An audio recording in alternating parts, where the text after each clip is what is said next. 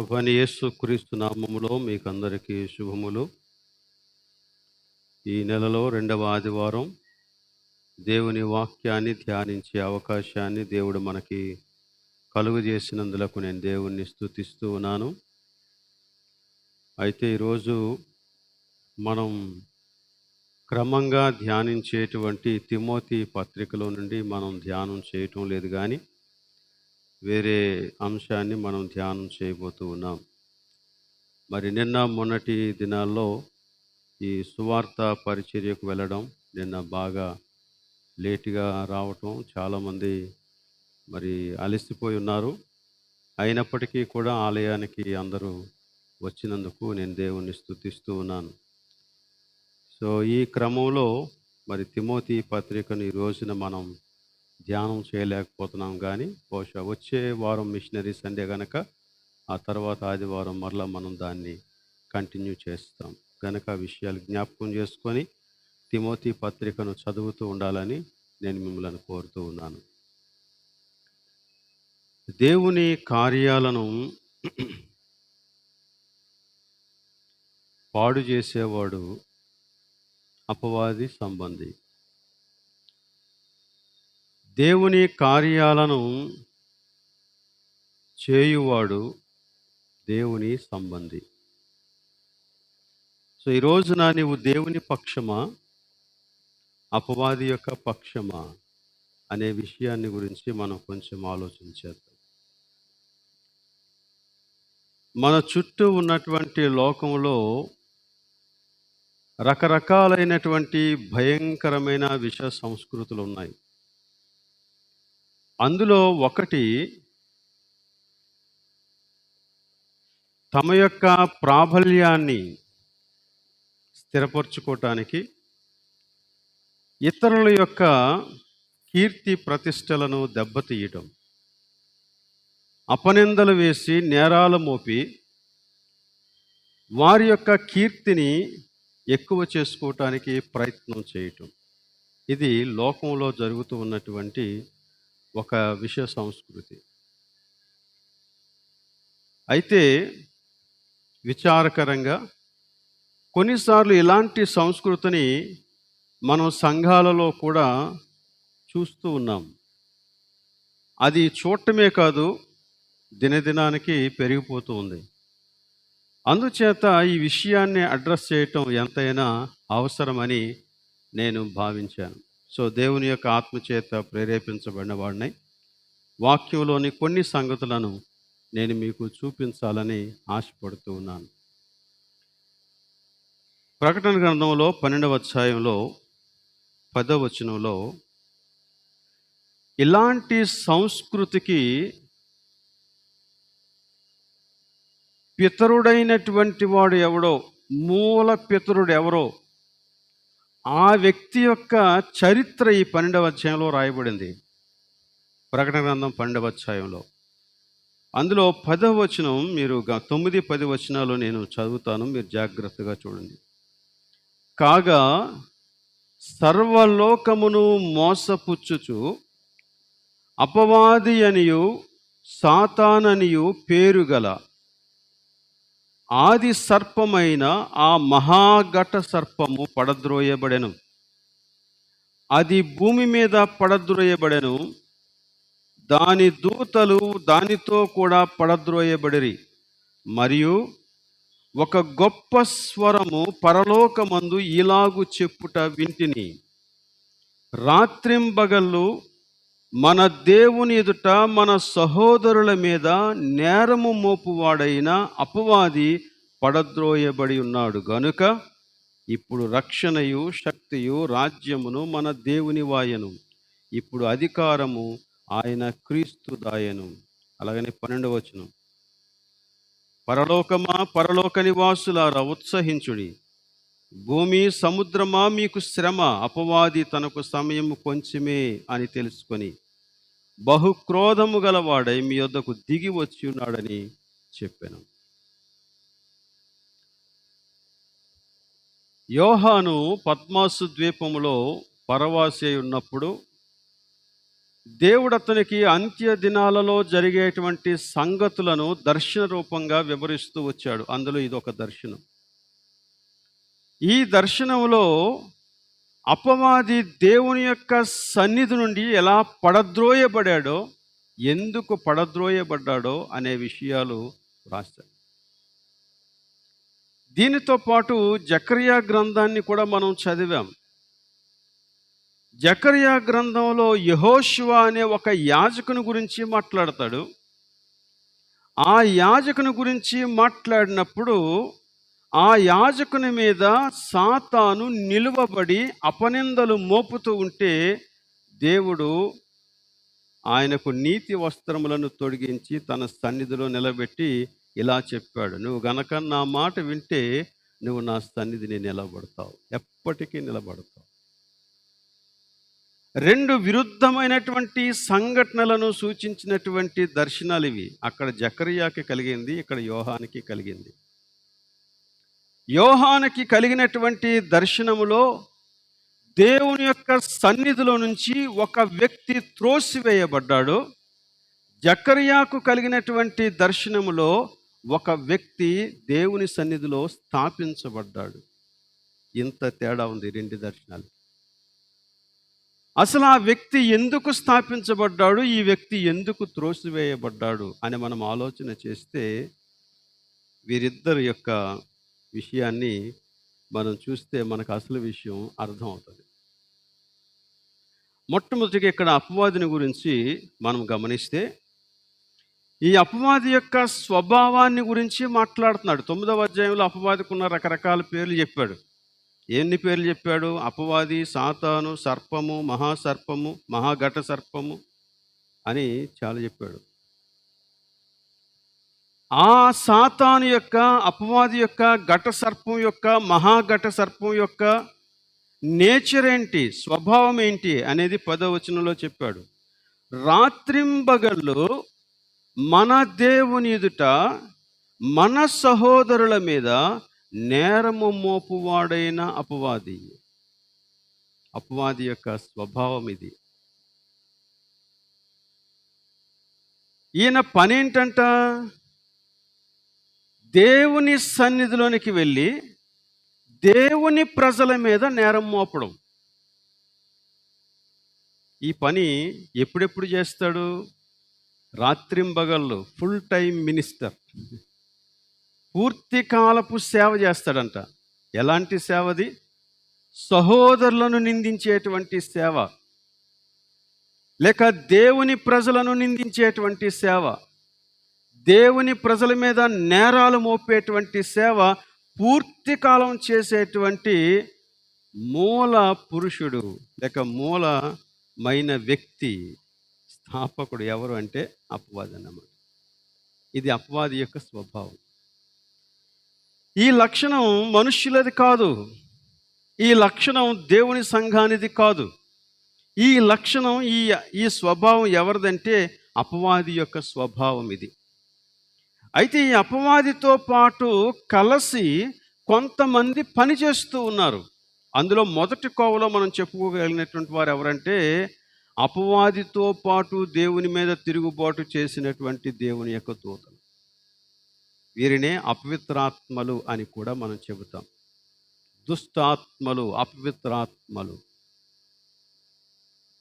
అపవాది యొక్క ఆలోచనతో, దేవునికి విరుద్ధమైనటువంటి ఆలోచనలతో ఏకీభవించి అపవాదితో పాటు దేవుని మీద విరోధం పడి వారు కూడా బయటికి త్రోసివేయబడినటువంటి వారు మొట్టమొదటి లైన్లో అపవాదితో పాటు కలిసి సహోదరుల మీద నేరము మోపేటువంటి పనిని రాత్రింబగల్లో నిర్వహిస్తూ ఉంటాడు. అపవాది యొక్క చెప్పు చేతల్లో నిర్వహిస్తూ ఉంటాడు. రెండవ కోవలో మనం చెప్పుకోదగినటువంటి వ్యక్తులు, చాలామంది మనుష్యులు ఈ అపవాది యొక్క వలలో చిక్కుకొని బందీలుగా వారు పనిచేస్తున్నారు. చాలామంది మనుష్యులు పనిచేస్తూ ఉన్నారు. అనేక మంది లోకంలో మనం చూస్తే మీరు ఎక్కడికి వెళ్ళినా కనపడతారన్నమాట. ఇది రెండవ కోవలో అపవాదితో పాటు కలిసి పనిచేసేటువంటి జత పనివారు. ఇక మూడవ కోవలో మనం గమనిస్తే విచారకరమైనటువంటి సంగతి ఏంటంటే, కొంతమంది విశ్వాసులు కూడా ఇదే వలలో పడిపోయారు. ఇది చాలా భయంకరం. వారికి తెలుసో తెలియకో అపవాది యొక్క వలలో చిక్కుకుపోయారు. కొంతమంది దాన్ని గ్రహించవచ్చు, కొంతమంది దాన్ని గ్రహించకపోవచ్చు. But it is happening. వారి పని ఏంటంటే, అపవాది ఎలాంటి వృత్తినైతే కలిగి ఉన్నాడో, ఎలాంటి పూర్తికాలపు సేవనైతే కలిగి ఉన్నాడో, అలాంటి పూర్తికాలపు సేవనే చాలా డెడికేటెడ్గా చేస్తూ ఉంటారు, ఎంతో ప్రయాసతో. నేరాలు మోపడమే, నేరాలు మోపడమే, నేరాలు మోపడమే, కీర్తి ప్రతిష్టలను దిగజార్చటమే వారి యొక్క పని అన్నమాట. సో ఈ రీతిగా కొంతమంది అపవాదితో పాటు కలిసి పనిచేస్తున్నారు. అసలు మనుషులకి ఇది ఎలా సంభవించింది? ఇది మనుషుల యొక్క లక్షణం కాదు కదా, ఇది విశ్వాసులలో ఉండవలసినటువంటిది కాదు కదా. మనకి జనరల్గా తెలుసు అందరికీ, అసలు ఇది విశ్వాసులకు ఉండవలసినటువంటి లక్షణం కాదని మనకు అందరికీ తెలుసు. కానీ ఎలా సంభవించింది, ఎలా అది మనలోనికి ప్రవేశించేసింది అని అడిగితే, మొట్టమొదట మనం గమనిస్తాం కదా, ఈ అపవాది మన ఆది పురుషుడైనటువంటి ఆదాముకి తన స్వభావాన్ని స్లోగా ఇంజెక్ట్ చేశాడు, ఎక్కించేశాడు. అపవాది యొక్క స్వభావాన్ని మనుష్యులకు ఎక్కించాడు. అది మొట్టమొదటి అక్కడ జరిగినటువంటిది. అందుకనే ఈ ఆదాము ఆ పండు అనే దేవుడు తినొద్దు అని చెప్పినటువంటి పండు తిన్న తర్వాత దేవుడు ఆదాముని పిలిచి, నేను తినొద్దు అన్న పండు నువ్వు తిన్నావా అని అడిగితే వెంటనే ఏం చేశాడంటే, నీవు నాకు ఇచ్చినటువంటి ఈ స్త్రీ వలనే జరిగిందన్నాడు. అంటే ఏం స్టార్ట్ అయింది? నింద మోపుడు స్టార్ట్ అయింది, నేరారోపణ స్టార్ట్ అయింది. పురుషుల్లోనే కాదు, స్త్రీలలో కూడా ఉంది ఈ ప్రవృత్తి. మనుషులందరికీ ఎక్కిపోయింది. అప్పుడు ఆదాములోనికి ఇంజెక్ట్ చేయబడినటువంటి అపవాది స్వభావము మనుష్యులందరినీ కూడా కమ్మేసింది. మీరు ఎదిగి పెద్దవారు అవ్వాల్సిన పని లేదు నేరాలు మోపటానికి. చిన్నప్పటి నుంచి పిల్లల్ని మనం గమనిస్తే మనకు అర్థమవుతుంది, మనం కూడా ఒకప్పుడు చిన్నవారిగా ఉన్నప్పుడు ఏం జరిగిందో. ఏదైనా ఒక తప్పు జరిగి పట్టుబడితే అడిగితే వెంటనే పక్కోడి మీదకి తోసేయటం అనేది చిన్నప్పటి నుంచి మనకి వచ్చేసింది. అంటే మన స్వభావంలో అంతగా అది ఇమిడిపోయింది అన్నమాట. మనతో పాటు ఆ స్వభావం ఎదిగింది. ఇప్పుడేం జరుగుతుందంటే చాలా తెలివిగా అదే పనిని చేస్తున్నాం. అప్పుడు తెలియక చేసాం, ఇప్పుడు తెలివిగా చేస్తాం అంతే. ఆ స్వభావంలో నుంచి బయటికి రావటానికి బదులు ఆ స్వభావంలోనికి ఇంకా ఇంకా ఇంకా దిగిపోతున్నాం అన్నమాట. ఇది జరుగుతోంది. అప్పుడు మొట్టమొదటిగా అపవాది మనుష్యులకు ఎక్కించినటువంటి ఈ నేరారోపణ అనేటువంటి స్వభావం మనుష్యులు పుట్టినప్పటి నుండి వారిలో కనపడుతూనే ఉంది. అది ఎదుగుతూ ఎదుగుతూ చాలా తెలివిగా నేరారోపణలు చేయటానికి పూనుకుంటున్నారు అన్నమాట. అయితే ఇప్పుడు విశ్వాసుల సంగతికి వద్దాం. నూతన జన్మ అనుభవం పొందినటువంటి వారు, విశ్వాసులైనటువంటి వారు, లేక రక్షణ పొందినటువంటి వారు, వారు రక్షించబడిన తరువాత అనేక సంవత్సరాల ఆధ్యాత్మిక అనుభవాలను పొందినటువంటి వారు సైతం ఈ స్వభావం నుంచి విడుదల పొందకపోవటం మనకి ఆశ్చర్యం అన్నమాట. వారు రక్షించబడినటువంటి వారే, వారు యేసుక్రీస్తునందు విశ్వాసం ఉంచినటువంటి వారే, వారు అనేక సంవత్సరాలు ప్రార్థనలోను, వాక్యములోను, సహవాసంలోను, సువార్తలోను, క్రైస్తవ కార్యక్రమాలన్నింటిలోనూ గడిపినటువంటి వారే. అనేకమైన ఆధ్యాత్మిక అనుభవాలు వారికి ఉన్నవి. అయినా కానీ ఇలాంటి స్వభావం నుంచి విడుదల పొందకపోవటం చాలా ఆశ్చర్యాన్ని కలుగజేస్తుంది. ఒకవేళ ఇదే గనక మన స్ట్రగుల్ అయితే మనకు వ్యక్తిగతంగా ఇలాంటి సమస్య ఉంది అని మనకు అనిపిస్తే మనం ఈ రోజున ఈ సందేశాన్ని ఖచ్చితంగా తెలుసుకోవాలి. మొట్టమొదటిగా యేసుక్రీస్తు లేక దేవుని యొక్క వాక్యం చేసేటువంటి ఒక ప్రకటన మీరు చూడండి. కొరింథీయులకు రాసిన 2వ పత్రిక 5వ అధ్యాయం 17వ వచనం. కొరింథీయులకు రాసిన 2వ పత్రిక 5వ అధ్యాయం 17వ వచనం. కాగా ఎవడైనను క్రీస్తునందున్న ఎడల వాడు నూతన సృష్టి, పాతవి గతించెను, ఇదిగో క్రొత్తవాయెను. ఇది బైబిల్ విశ్వాసులను గూర్చి చేస్తూ ఉన్న ఒక ప్రకటన. It is declaring. ఎవడైనను క్రీస్తు యేసునందుంటే వాడెవడంట? నూతన సృష్టి. ఎలాంటి నూతన సృష్టి? పాతవన్నీ గతించిపోయి సమస్తము క్రొత్తవైనటువంటి నూతన సృష్టి. అంటే రక్షింపబడినటువంటి వ్యక్తిలో పాతదైన ఈ అపవాది యొక్క స్వభావము నుండి విడుదల కనిపించాలా?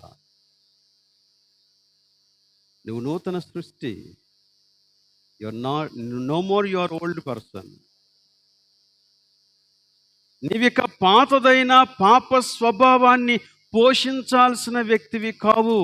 నువ్వు నూతన సృష్టివి, నూతన స్వభావంతో జీవించాల్సినటువంటి వాడవు. ఇది బైబిల్ చేస్తూ ఉన్నటువంటి ప్రకటన.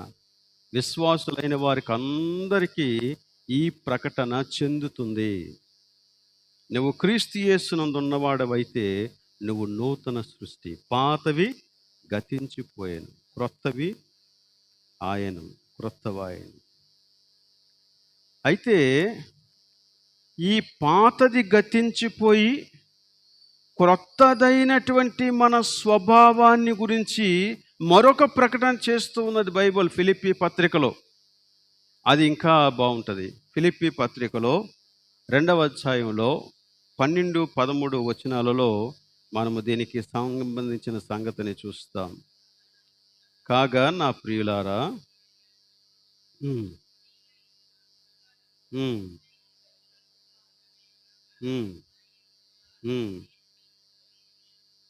ఈ కాలమందు భయముతోనూ వణుకుతోనూ మీ స్వంత రక్షణను కొనసాగించుడి. ఏం కొనసాగించాలా అంటే అర్థం ఏంటి? ముందు మనం చదివినటువంటి వాక్య భాగంతో దీనిని పోల్చి చూసుకుంటే ఏమి కొనసాగించాలా? నూతన స్వభావాన్ని కొనసాగించాలా. అంతే కదా? మీ స్వంత రక్షణను మీరు కొనసాగించండి అంటే మీ పాత స్వభావాన్ని కొనసాగించండి కాదు, మీ నూతన స్వభావాన్ని కొనసాగించండి. మనం చాలాసార్లు వాక్యాన్ని తప్పుగా ఎందుకు అర్థం చేసుకుంటామంటే వాక్యంతో వాక్యాన్ని పోల్చకుండా అక్కడ ఉన్నదేదో చదివేసి అర్థం చేసుకోవడానికి ప్రయత్నం చేస్తాం. ఈ రెంటికి ఇంత దగ్గర సంబంధం ఉంది. నువ్వు క్రీస్తునందు ఉన్న ఎడల నువ్వు నూతన సృష్టి. కాబట్టి ఇప్పుడు ఏం చేయాలంటే నీ నూతన స్వభావాన్ని నువ్వు కొనసాగించాలి. నూతన స్వభావాన్ని కొనసాగించాలి అంటే అర్థం ఏంటి? పాత స్వభావాన్ని ఆపేయాలి. అంతే కదా? అది ఆపితేనే కానీ ఇది కొనసాగించడం కష్టం. పాతది ఆపేయాల, పాతది త్రోసేయాల. ఎందుకంటే it is not from God. అది దేవుని వలన మనలోనికి వచ్చింది కాదు. దేవుడు మనలను నిర్దోషంగా, పవిత్రులుగా, అసలు మరణమే లేని వారిగా మనల్ని సృజించాడు. కానీ అపవాది ఇంజెక్ట్ చేయటం వలన, మనలోనికి ఆ విషయాన్ని ఎక్కించటం వలన మనుషులందరూ కూడా అపవాది యొక్క స్వభావంలోనికి దిగజారిపోయారు. కానీ ఇప్పుడు దేవుని కృప వలన యేసుక్రీస్తు ద్వారా మనకి నూతన జన్మానుభవం కలిగింది. నూతన జన్మానుభవంలోనికి వచ్చిన వారందరూ కూడా నూతన సృష్టి అని బైబిల్ డిక్లేర్ చేస్తుంది. నువ్వు నూతన సృష్టి అయితే ఇదిగో నూతన స్వభావంలో నువ్వు కొనసాగాల. నూతన స్వభావంలో కొనసాగండి, లేక రక్షణను కొనసాగించుకొనుడి అని చెప్పినప్పుడు ఇంకా దానికి కంటిన్యూషన్ ఉంది, అక్కడ ఆపేలేదు. ఎందుకనగా మీరు ఇచ్చయించుకొనుటకును కార్యసిద్ధి కలుగజేసుకొనుటకును తన దయా సంకల్పము నెరవేరుటకై మీలో కార్యసిద్ధి కలుగజేయవాడు దేవుడే. అంటే ఈ నూతన స్వభావాన్ని మీ జీవితంలో కొనసాగించాలి అంటే you must realise one thing, that is God is working in you and you need to cooperate with him. దేవుడు నీలో పని చేస్తూ ఉన్నాడు, నువ్వు దేవునితో సహకరించాలా.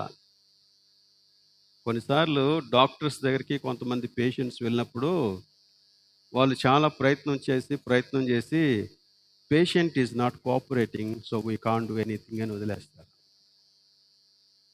పేషెంట్ సహకరించటం లేదండి, మేమేం చేయలేం. పేషెంట్ సహకరిస్తే మేమేమైనా చేయగలం. వాడు చేసేది మంచిదే, వాడు నీ బాగు కోసమే చేస్తూ ఉన్నాడు, కానీ పేషెంట్ సహకరించకపోతే డాక్టర్ కూడా ఏం చేయలేడంట. సేమ్ థింగ్ ఇక్కడ. విశ్వాస జీవితంలో నూతన స్వభావాన్ని కొనసాగించటం కోసం, రక్షణను కొనసాగించటం కోసం నువ్వు ఏం కోరుకోవాలో, ఏ పనులు చేయాలో అనేటువంటి దేవుని దయా సంకల్పము మనలో నెరవేరటానికి దేవుడే మనలో పని చేస్తూ ఉన్నాడు. కానీ ఆ పని యొక్క ఫలితాన్ని మన జీవితంలో చూడలేకపోవటానికి కారణం ఏంటంటే దేవుడు చేసే పనితో మనం ఏకీభవించట్లేదు, మనం అనుకూలంగా లేము, సహకరించటం లేదు దేవునికి. బహుశా నువ్వు నేను మిషన్స్ అయితే ఏ పార్ట్ పోయిందో ఆ పార్ట్ తీసేసి మరో పార్ట్ వేసి బిగించేసి రన్ చేసేస్తాడు దేవుడు. కానీ మన మిషన్స్ కాదు కదా, మన మిషన్స్ కాదు. దేవుడు మనకు ఒక ఫ్రీ విల్ ఇచ్చాడు, స్వాతంత్రం ఇచ్చాడు. నువ్వు దేన్నైనా ఎంచుకోవచ్చు, దేన్నైనా కోరుకోవచ్చు, దేన్నైనా చేయొచ్చు, ఎలాగైనా మాట్లాడవచ్చు. బట్ వాటన్నిటికీ కూడా ఒకరోజు నువ్వు సమాధానం చెప్పాలి. కాబట్టి నువ్వు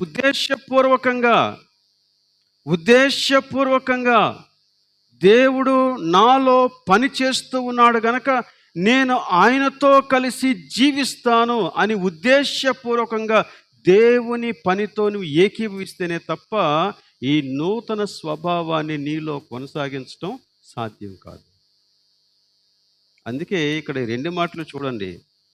రక్షణను గురించి మాట్లాడినప్పుడు మీ సొంత రక్షణను కొనసాగించుకొనుడి అంటే ఎవరి పని అది? మన పని. బట్ ఆ 2వ దాంట్లో మీలో కార్యశుద్ధి కలుగజేయవాడు దేవుడే అంటే అది ఎవరి పని? అది దేవుని పని. నువ్వు పని చేయాలా, దేవుడు పని చేస్తున్నాడు. దేవుడు పని చేస్తూ ఉన్నాడు గనుకనే నువ్వు చేసే పని లేక నువ్వు దేవునితో సహకరించటం నీకు మంచి ఫలితాన్ని ఇస్తుంది. కానీ ఒక అబద్ధ బోధ చాలా నిరాటంకంగా కొనసాగిపోతూ ఉంది. ఆ అబద్ధ బోధ ఏంటంటే మనకి దేవుని యొక్క సత్యాలన్నీ తెలుసుకొని వాటి మీద నమ్మకం ఉంచితే చాలు, దేవుడే నన్ను ఏదో ఒక రోజున మార్చేస్తాడు, ఒక అద్భుతం చేసి మార్చేస్తాడు, ఓవర్ నైట్ జరిగిపోద్ది అనుకుంటాం. జరగదలా, అది అబద్ధం. దేవుని సత్యాలన్నీ నీకు తెలిసినంత మాత్రాన నీ జీవితం ఆటోమేటిక్గా ఏదో ఒక రోజున సడన్గా మారిపోతుంది అనుకోవటం నీ అవివేకం. అదే గనక నిజమైతే అపవాది కూడా మారిపోవాలా, అవునా? కానీ అపవాదికి దేవుని సత్యాలన్నీ తెలుసు, దేవుని సత్యాలన్నీ తెలుసు. యాకోబు రాస్తాడు కదా, అవి దేవుని గురించి విని విశ్వసించి వణుకుతూ ఉన్నాయని రాస్తాడు. దేవుని సత్యాలన్నీ తెలుసు, కానీ మార్పు లేదు. సత్యాలు తెలిసినంత మాత్రాన, దేవుని సత్యాలు నమ్మినంత మాత్రాన, దేవుని సత్యాలను ప్రకటించినంత మాత్రాన జీవితంలో నూతన స్వభావంలో కొనసాగడం జరగదు. నువ్వు దేవునికి విధేయత చూపెడితేనే, దేవుని ఎదుట నీ జీవితాన్ని యథార్థంగా ఒప్పుకొని ప్రభువు చేస్తున్నటువంటి పనికి నీవు అనుకూలంగా ఉంటేనే ఈ నూతన స్వభావంలో కొనసాగడం జరుగుతుంది. మనం ఇక్కడ ఈ మీ సొంత రక్షణను కొనసాగించుకొనుడి అనే ఈ మాటని ఇంగ్లీష్లో గనక మనం చూస్తే వర్కౌట్ యువర్ సాల్వేషన్ అని ఉంటుంది. వర్కౌట్ అనే ఈ మాట ఎక్కువగా జిమ్కి వెళ్ళేవారు బాగా ఉపయోగిస్తారు. అంటే చాలా రంగాల్లో వినియోగిస్తారు, కానీ జిమ్కి వెళ్ళేవారు, ఎక్సర్సైజ్ చేసేవాళ్ళు ఉపయోగిస్తారు. వర్కౌట్ చేసావా అంట. వర్కౌట్ చేయటం ఏంటి?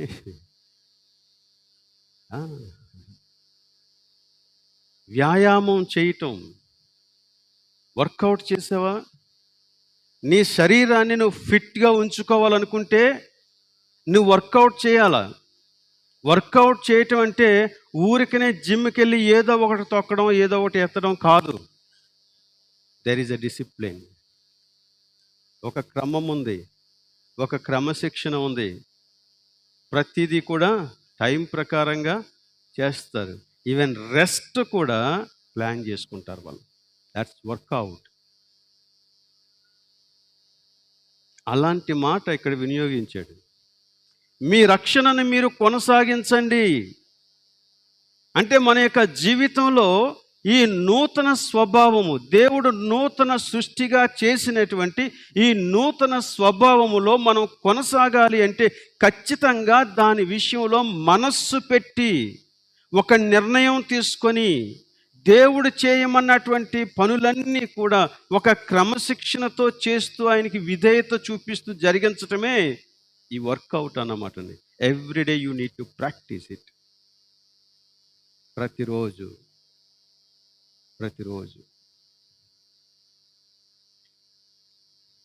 ఇలా చేయకపోతే మన యొక్క నూతన స్వభావం మనలో కొనసాగడం కష్టం అండి.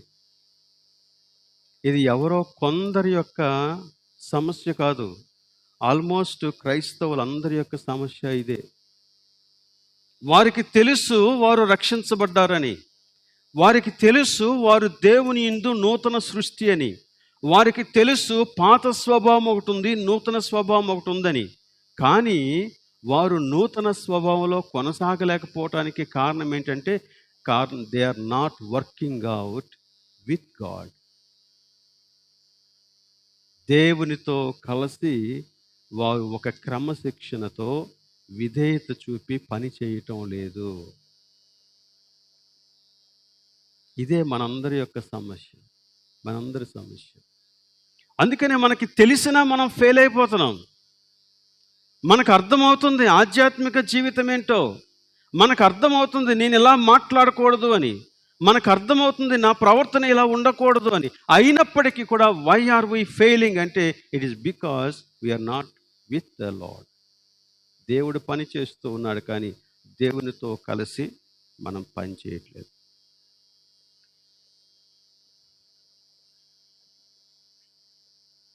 అందుచేత మనము దేవునితో కలిసి ఈ విషయాలు ఆలోచించాలి, విధేయత చూపించాలి.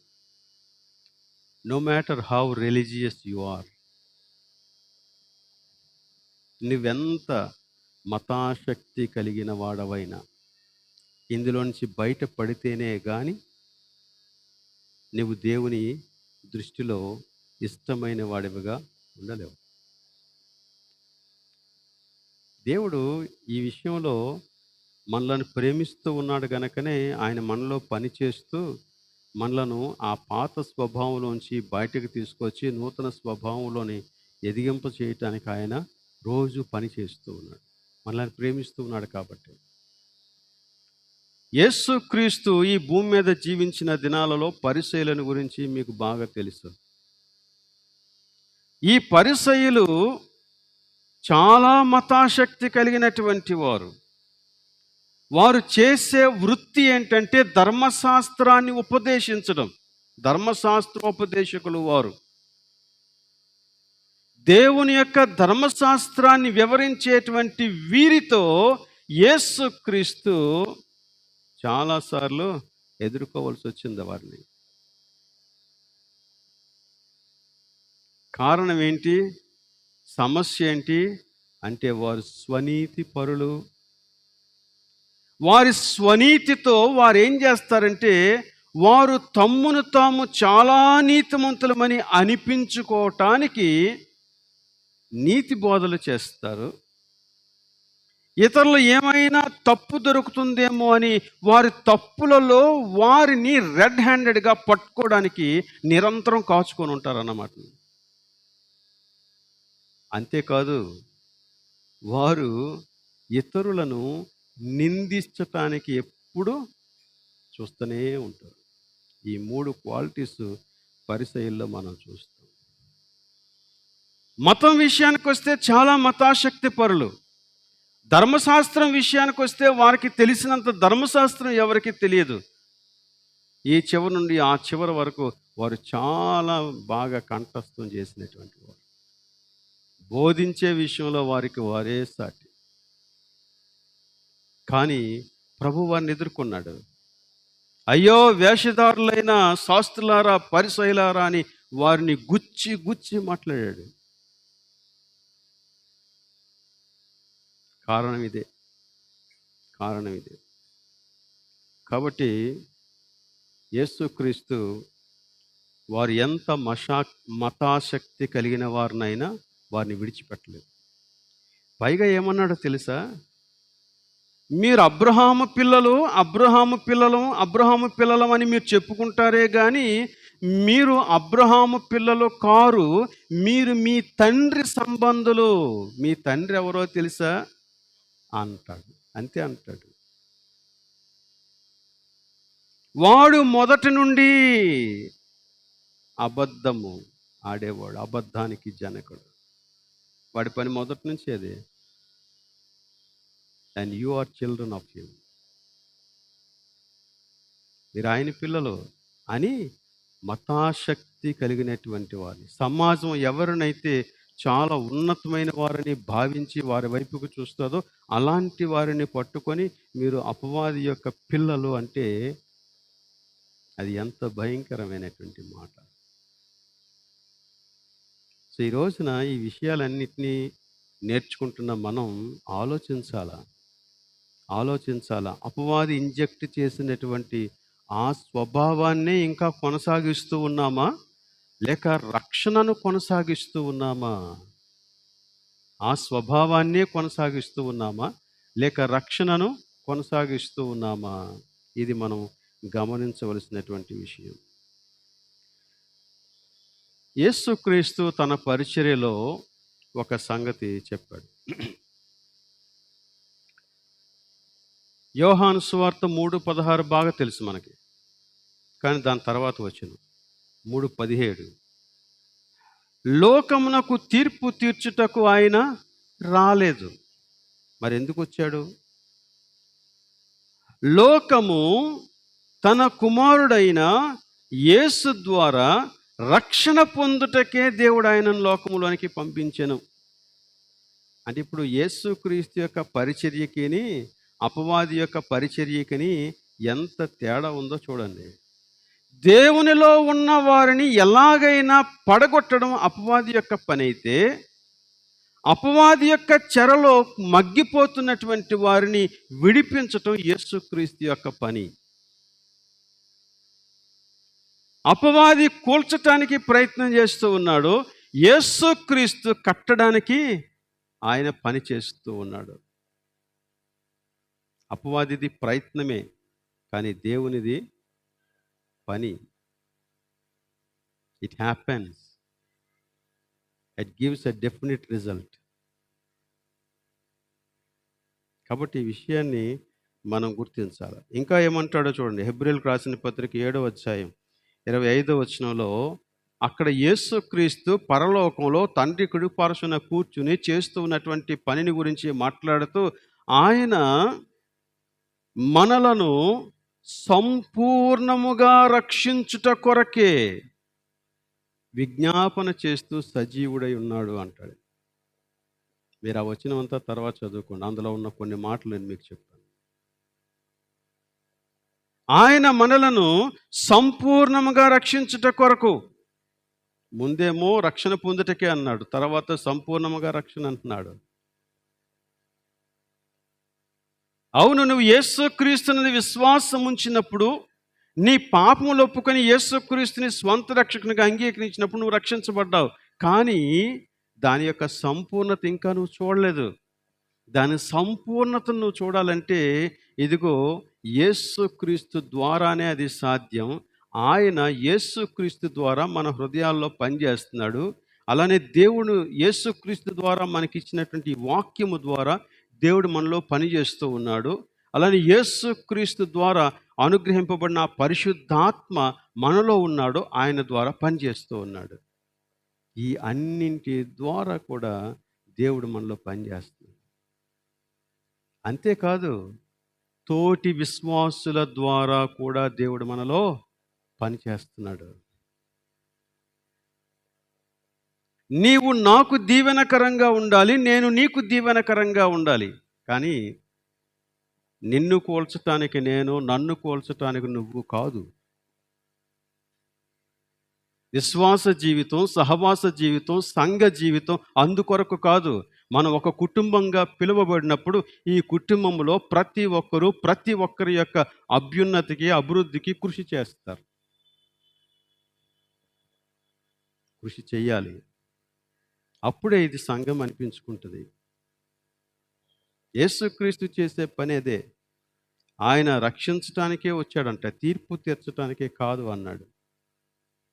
ప్రజలను వారి తప్పుల్లో పట్టుకోవడం పరిసయ్యుల పని.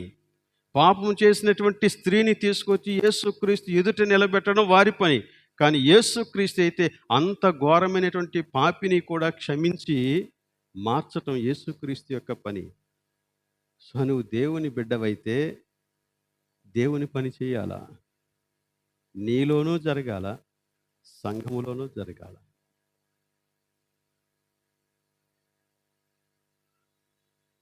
గనక ఇది బైబిల్ బోధిస్తూ ఉన్నటువంటి విషయం. విశ్వాసులు పూర్తిగా నిమగ్నం అవ్వాల్సినటువంటి పరిచర్య ఇదే. అపవాది యొక్క పూర్తికాల పరిచర్య నేరారోపణ అయితే, యేసుక్రీస్తు యొక్క పూర్తికాల పరిచర్య విడిపించటం, రక్షించటం. నువ్వు యేసుక్రీస్తు సంబంధివైతే ఈ పూర్తికాలపు పరిచర్య చేస్తాం మనం. ఏంటి ఆ పూర్తికాలపు పరిచర్య? ప్రజలు వారి యొక్క పాపము నుండి విడిపించబడి మంచి త్రోవలోనికి, అనగా దేవుని మార్గంలోనికి వచ్చే పని చేస్తాం మనం. అంతేగాని దేవుని మార్గంలో చక్కగా నడిచిన వాడిని మార్గం తప్పించేటువంటి పని గనక మనం చేస్తూ ఉన్నట్లయితే వాడే అపవాది సంబంధి.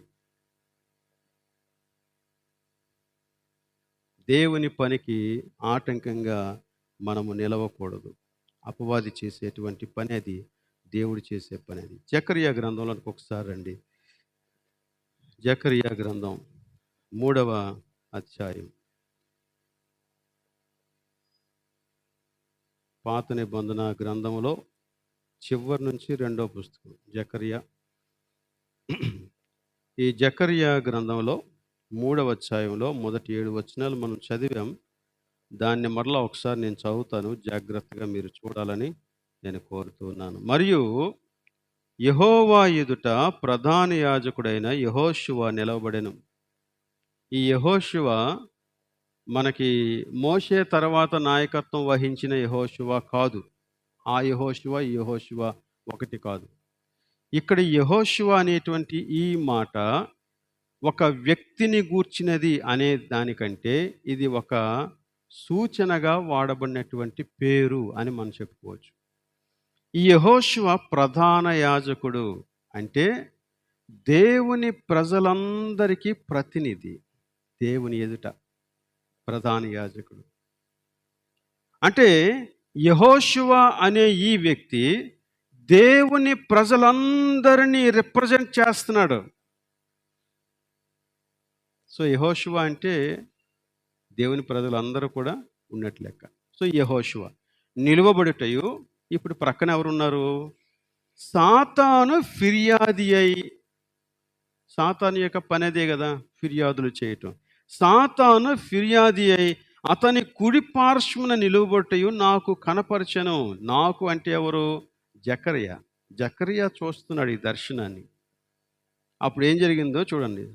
సాతాను యెహోవా నిన్ను గద్దించును, యెరూషలేమును కోరుకొని యెహోవా నిన్ను గద్దించును, ఇతడు అగ్నిలో నుండి తీసిన కొరివి వలె ఉన్నాడు కదా అని యెహోవా దూత సాతానుతో అనెను. అగ్నిలో నుండి తీసిన కొరివి. ఎవరిని గురించి మాట్లాడుతున్నాడు? యెహోషువను గురించి మాట్లాడుతున్నాడు. అనగా దేవుని ప్రజలను గురించి మాట్లాడుతున్నాడు. దేవుని ప్రజల మీద అపవాది నేరారోపణ చేస్తూ ఉంటే, ఫిర్యాదులు చేస్తూ ఉంటే, దేవుని యొక్క దూత గద్దించి ఈ దేవుని ప్రజలను గురించి ఒక మాట మాట్లాడుతున్నాడు. ఏంటంటే, ఇతడు అగ్నిలో నుండి తీయబడిన కొరివి. అంటే అర్థం ఏంటంటే, సగం కాలిపోయినాడు బయటికి తీశాడు. నిజానికి మనమందరం కూడా అలాగనే రక్షించబడ్డాం. మీకు తెలుసా? మనం అగ్నిలో కాలిపోతూ ఉన్నటువంటి వారం, నరక పాత్రులం. మన జీవితంలో చాలా భాగం నరకపాత్రమైన క్రియలతోనే సరిపెట్టేశాం. అది అగ్ని. మనం అలాగనే గనక కొనసాగితే మనం పూర్తిగా కాలిపోయేవారం. కానీ దేవుడు మనలను కృప చూపించి అందులో నుంచి బయటకు లాగాడు. నువ్వు అగ్నిలో నుండి తీయబడిన కొరివివి. అనగా నరకములో పడజోగుచున్న మనలను దేవుడు ప్రక్కకు లాగాడు. నీ రక్షణ అంటే ఆషామాషి కాదది. దేవుడే ఆ నిప్పులలోనికి దూకి మనలను అందులో నుంచి కాలిపోకుండా బయటకు తీశాడన్నమాట. ఆ మాట దేవుడు చెప్తున్నాడు. ఇతడు అగ్నిలో నుండి తీయబడిన కొరివి వలె ఉన్నాడో, నేను తీశాను. యేసుక్రీస్తు మనలను ఆ రీతిగా రక్షించాడు. చూడండి ఇంకేమన్నాడు. యెహోషువ మలిన వస్త్రములు ధరించిన వాడై దూత సముఖములో నిలువబడి ఉండగా, దూత దగ్గర నిలిచి ఉన్న వారిని పిలిచి ఇతని మైల బట్టలు తీసివేయుడని ఆజ్ఞాపించి, నేను నీ దోషమును పరిహరించి ప్రశస్తమైన వస్త్రములతో నిన్ను అలంకరించుచు ఉన్నాను అని సెలవిచ్చాను. అగ్నిలో నుండి తీయబడినటువంటి కొరివిలాగా రక్షించబడిన మనం దేవుని సన్నిధిలో నిలబడినప్పుడు మైల బట్టలు ధరించుకుని వారిలాగా కనిపించామంట. అది మన పాపం, మన పాప స్వభావం, మన పాత స్వభావం. అపవాది మనలోనికి ఒకప్పుడు ఎక్కించినటువంటి విష స్వభావం అదే. ఆ స్వభావాన్ని బట్టే కదా అపవాది మనల్ని నిందించడానికి పూనుకున్నాడు. ఆ స్వభావాన్ని బట్టే. మీరు యోధా పత్రికలో, మనం యోధా పత్రికను ధ్యానం చేసినప్పుడు గమనించే ఉంటాం. అదేంటంటే, సాతానుడు మోషే యొక్క శరీరాన్ని గురించి వాదించాడంట. ఇది నాది అని. కారణం ఏంటో తెలుసా? మోషే యొక్క జీవితంలో కూడా అపవాదికి సంబంధించినటువంటి స్వభావం కనపడింది. అందుకనే కనాను దేశంలోనికి ప్రవేశించలేకపోయాడు. కానీ దేవుని యొక్క మహాకృపను బట్టి మోషేను దేవుడు అంగీకరించాడు. ఇప్పుడు ఇక్కడ నిలబడుతున్న మన పరిస్థితి అంతే. మనం అగ్నిలో నుంచి తీయబడినటువంటి కొరివిలాగా ఉన్నప్పటికీ కూడా వీఆర్ నాట్ ఆల్ రైట్. మనం ఏదో మంచి వాళ్ళమని దేవుడు అగ్నిలో నుంచి మనల్ని బయటికి లాగలేదు. మన స్వభావం అంతా పూర్తిగా ఆయనకి తెలిసే ఆయన మనల్ని బయటికి తీశాడు. నిన్ను రక్షించాలనే ఉద్దేశంతోనే తీశాడు బయటికి. ఇప్పుడు దేవుడు తన చిత్తానుసారంగా నీ పాపమును నేను క్షమిస్తూ ఉన్నాను అని చెప్పి ప్రశస్త వస్త్రాలను ధరింపచేస్తూ ఉన్నాడంట. నువ్వు రక్షించబడిన తరువాత ఆ రక్షణ సంపూర్ణతను చూడడానికి దేవుడు పని చేస్తూ ఉన్నాడు. అదే ఈ ప్రశస్త వస్త్రాలను ధరింపచేయుట. ఒక రోజున నువ్వు ఆ ప్రభు ఎదుట నిలబడినప్పుడు సిద్ధపడిన పెండ్లి కుమార్తె వలె నువ్వు నిలబడతావు. అది సంఘం దగ్గర నుంచి దేవుడు ఆశిస్తూ ఉన్నది. ప్రశస్త వస్త్రములు ధరింపు చేస్తాడు ఆయన. అయితే ఇప్పుడు మరొక విషయం కనపడుతుంది అదే చోట 5వ వచనంలో చూడండి. అతని తల మీద తెల్లని పాగా పెట్టించుడని నేను మనవి చేయగా వారు అతని తల మీద తెల్లని పాగా పెట్టి వస్త్రములతో అతనిని అలంకరించిరి. ఎవరు మనవి చేశారు? తెల్లని పాగా పెట్టించాలని ఎవరు మనవి చేశారు? జకర్యా చూస్తూ ఉన్నాడు దర్శనాన్ని.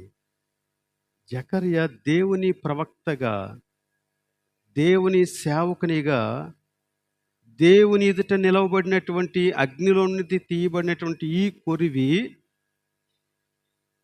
దేవుని చేత క్షమించబడి ఉన్నాడని తెలుసుకొని అతనికి ప్రశస్త వస్త్రములు ధరింప చేయటానికి దేవుడు ఇష్టపడుతున్నాడని తెలుసుకొని అతని పక్షంగా దేవునిని మనవి చేస్తూ ఉన్నాడు, ప్రార్థన చేస్తూ ఉన్నాడు.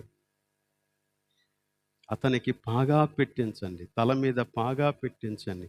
అంటే కిరీటం, అది మహిమ.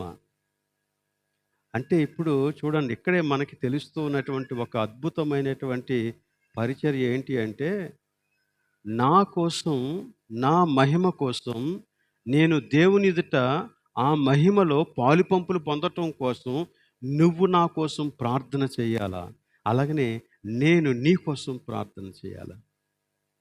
ఆమేన్. ఖచ్చితంగా ఆమేన్ చెప్పాలి. అది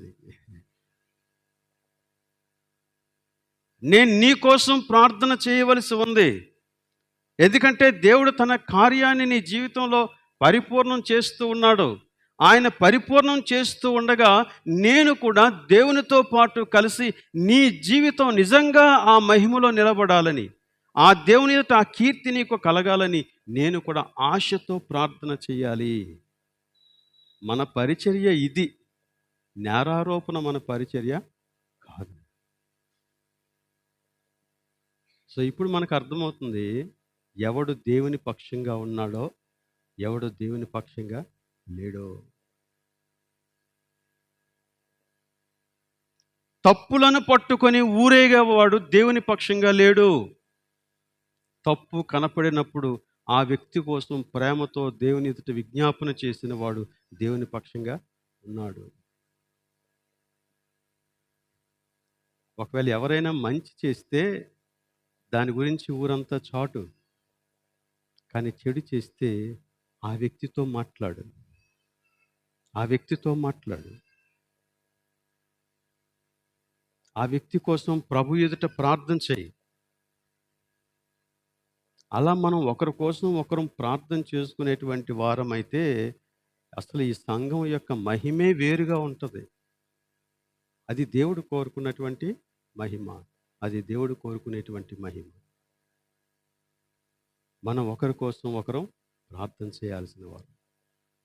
యేసుక్రీస్తు కొండ మీద ప్రసంగాన్ని చేస్తూ ఉన్నప్పుడు మీ శత్రువులను ప్రేమించండి అని అన్నాడు. అంత మాత్రమే కాదు, ఇంకొక మాట కూడా అన్నాడు. ఏమన్నాడు? మిమ్మల్ని హింసించు వారి కోసం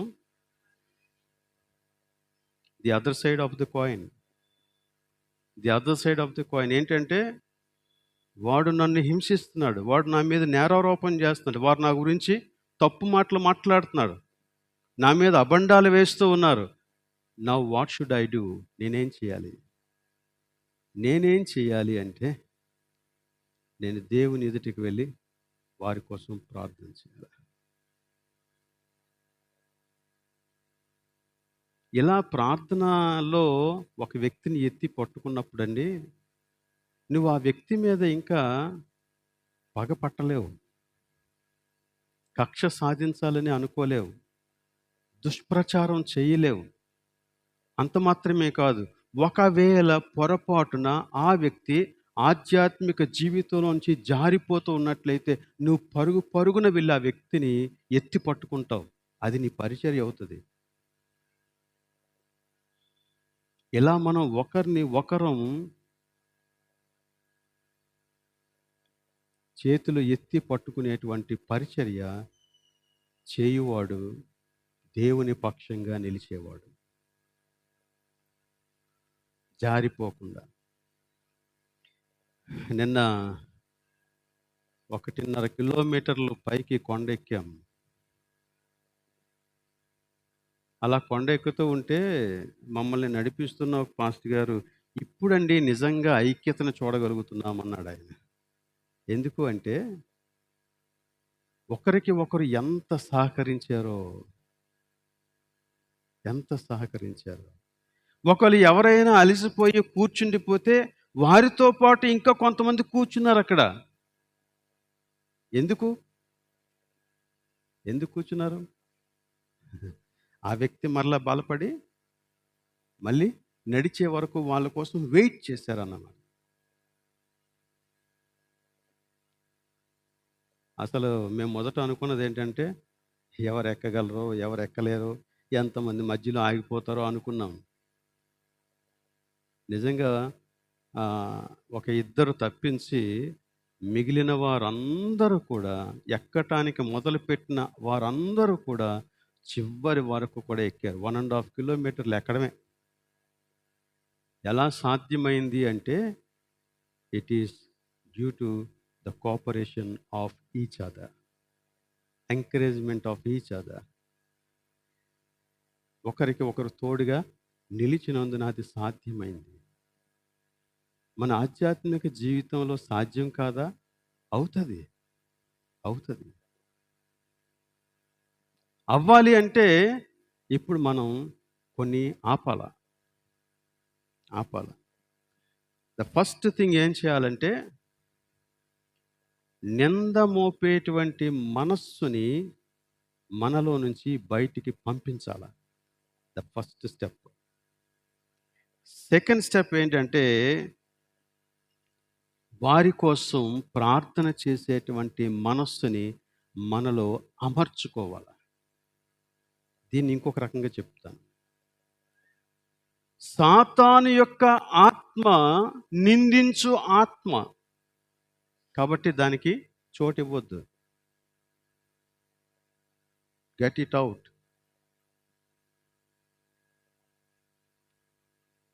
దేవుని ఆత్మ, పరిశుద్ధాత్మ విజ్ఞాపన చేసే ఆత్మ. ఈ పరిశుద్ధాత్మకి విజ్ఞాపనకర్త, ఆదరణకర్త అనే ఇలాంటి పేర్లు ఉన్నాయి. He encourages believers, he establishes them, he teaches them, explains every truth of God. ప్రభువులో స్థిరపరచడానికి. కాబట్టి ఈ పాతదైన సాతాను ఆత్మచేత ప్రేరేపించబడిన స్వభావానికి స్వస్తి పలకాల. దేవుని యొక్క ఆత్మ ద్వారా కలిగేటువంటి స్వభావాన్ని మనలో స్థాపించుకోవటానికి ప్రభు మనలో కార్యసిద్ధి కలుగు చేస్తూ ఉండగా మనము ఈ రక్షణ కార్యాన్ని వర్కౌట్ చేయాల, కొనసాగించాలి.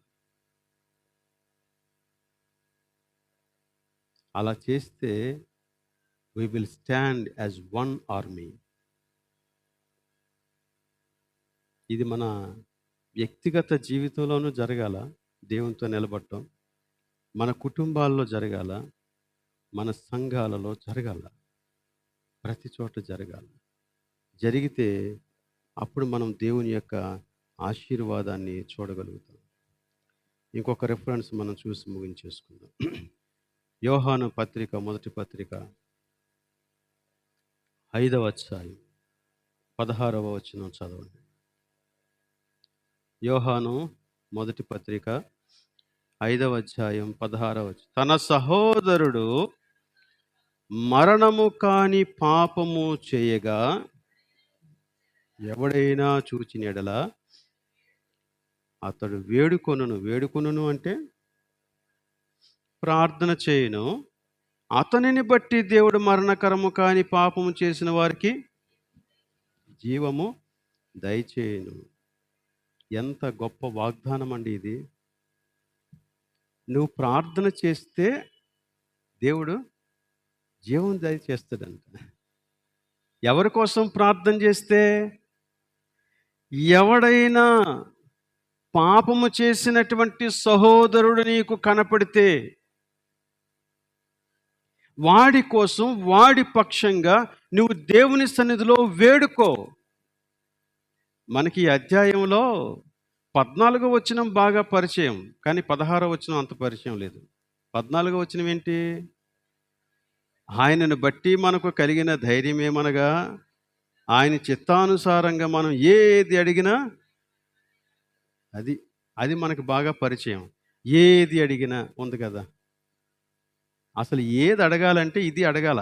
16వ వచనం, ఇది ఆయన చిత్తం, ఆయన చిత్తానుసారమైన ప్రార్థన ఇది. అంతేగాని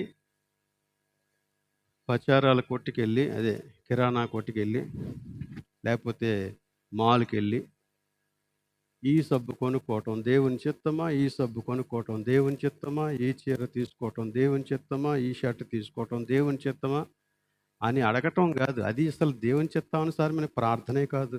ఎవరు చెప్పారో కానీ. నీకు స్తోమత ఉంటే ఏదైనా కొనుక్కో. దేవుడు నీకు ఆ వివేకం ఇచ్చాడు కదా. ప్రతి దాని మీద అది ఎలా ఉపయోగపడుతుందో, దేంతో తయారు చేయబడిందో అని రాస్తాడు కదా. దాన్ని చూస్తావు కదా, చదువుతావు కదా, నీకు జ్ఞానం ఉంది కదా. Decide for your self. కానీ దేవుని చిత్తానుసారమైన ప్రార్థన ఏంటో తెలుసా? పడిపోయిన వానిని మరలా తిరిగి లేపి నిలబెట్టడానికి చేసేటువంటి ప్రార్థన దేవుని చిత్తానుసారమైన ప్రార్థన. కొన్నిసార్లు మనం కొంతమంది కోసం ప్రార్థన చేయటానికి ఇష్టపడం. కొంతమందిని మన ప్రార్థన లిస్టులోంచి తీసేస్తాం. ఒకవేళ ప్రార్థన చేయాల్సి వచ్చినా చాలా కష్టంగా ప్రార్థన చేస్తాం. కొన్నిసార్లు శాపాలు కూడా పెట్టి ప్రార్థన చేస్తాం. ఎంత భయంకరం అండి అది. ఎంత భయంకరం అది. విశ్వాసులు చేయవలసిన ప్రార్థన అది కాదు. అసలు దేవుని చిత్తానుసారమైన ప్రార్థన అది కాదు. అది దేవుని చిత్తానుసారమైన ప్రార్థన ఏంటంటే ఎదుటి వాణిని నిలబెట్టేటువంటి ప్రార్థన నువ్వు చేయాలి. ఇలాంటి ప్రార్థన మనల్ని నిలుపుతుంది ప్రభు సన్నిధిలో. ప్రభు యొక్క వాగ్దానం ఏంటంటే, అతని బట్టి, ఎవరిని బట్టి? ప్రార్థన చేసిన వానిని బట్టి దేవుడు నీకు ఎంత కృపిచ్చాడో చూడు. నిన్ను బట్టి ఇంకొకడు జీవం పొందుకుంటాడు. నిన్ను బట్టి ఇంకొకడు బ్రతుకుతాడు. జీవం పొందుకోవడం అంటే అది. నిన్ను బట్టి ఇంకొకడు శిక్ష నుండి తప్పించుకుంటాడు. నిన్ను బట్టి ఇంకొకడు ఆ నరక వేదనల నుండి తప్పించుకుంటాడు. That's what you are made for. దేవుని యొక్క చిత్తం అది. నువ్వు అందుకొరకే ఈ లోకంలో నియమించబడినటువంటి వాడవు. దేవుడి దినాన అట్టి కృపను, అట్టి సమర్పణను మనకు దయచేయునుగాక. ప్రార్థన చేద్దాం. అందరూ తలలు ఉంచుకొని, కన్నులు మూసుకొని ఒక్క నిమిషం మన యొక్క హృదయంలోనికి చూద్దాం.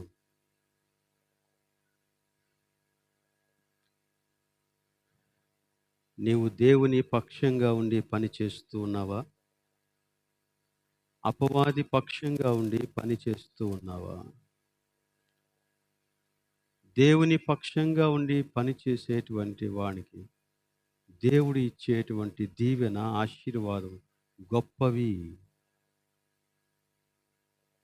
దేవుని పక్షంగా ఉండి పని చేసేవాడు దేవుని సన్నిధిలో స్థాపించబడతాడు. ప్రభువా నన్ను స్థాపించు అని ప్రార్థన చేసుకో. ప్రేమ కలిగిన మా ప్రభు, నీకు స్తోత్రాలు. ఈ రోజున నీవు మాకు అనుగ్రహించిన నీ వాక్యాన్ని బట్టి నీకు స్తుతులు చెల్లించుకుంటూ ఉన్నాను.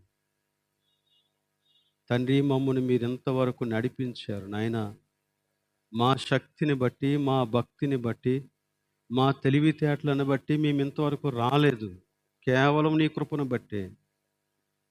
దేవా, నీవు మా పక్షాన నిలవకపోతే మేమెప్పుడో కాలి బూడిదైపోయేవారం. నరకాగ్నికి లోనైపోయినటువంటి వారం.